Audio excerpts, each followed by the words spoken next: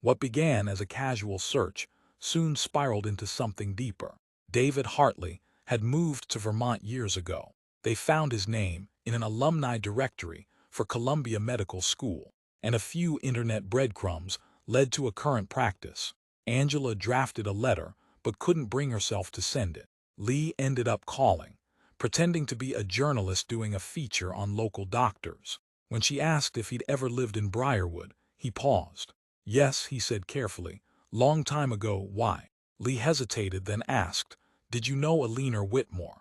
Silence. Then, I did, but I haven't spoken to her in decades. Is she all right? She's fine, Lee lied. Thank you for your time. She hung up, heart racing. It's him, I know it is.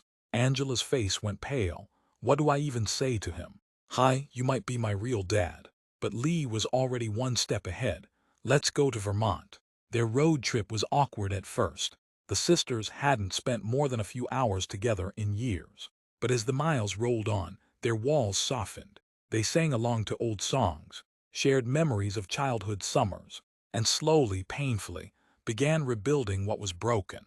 David lived in a modest cottage near Burlington. When he opened the door, he looked exactly like the photo, older, grayer, but those eyes hadn't changed. Hello. Angela stepped forward. I'm Angela Whitmore. I think you might be my biological father. He stared stunned, then quietly said, come in. Inside, over tea and gentle conversation, the truth unspooled.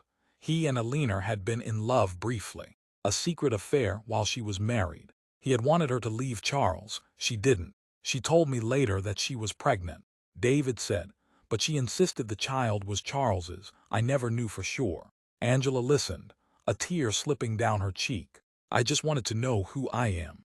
You're my daughter, David said, if you'll have me. Back home, Alina waited in silence. When Angela returned, she walked into the kitchen and placed the photo of David on the table. You lied to me for my whole life. Alina didn't deny it. I was scared. Of what it meant, of how it would tear us apart. Angela's voice was calm. It did. But maybe now, we can rebuild it. Alina looked away. I hope so. That night, the family sat together again for dinner.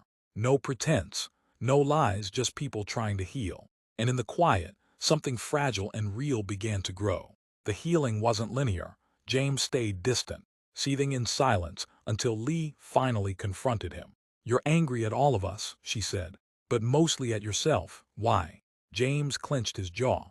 Because I knew something was off. For years, and I said nothing. I let her control everything. And now it's like none of us ever knew each other at all. We still can, Lee offered. James didn't respond, but he didn't walk away either. A week later, Charles suffered a minor stroke. It brought everyone back together again, albeit in a hospital waiting room.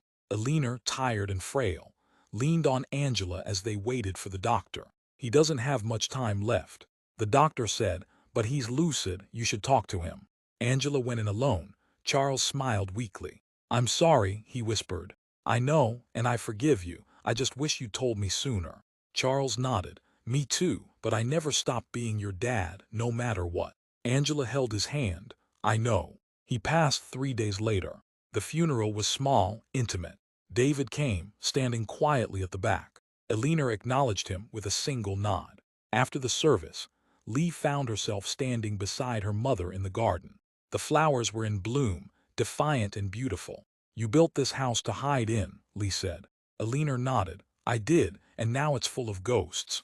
We can let them go, Lee said, but only if we face them. Alina looked at her daughter for a long time. Then let's start. And they did together.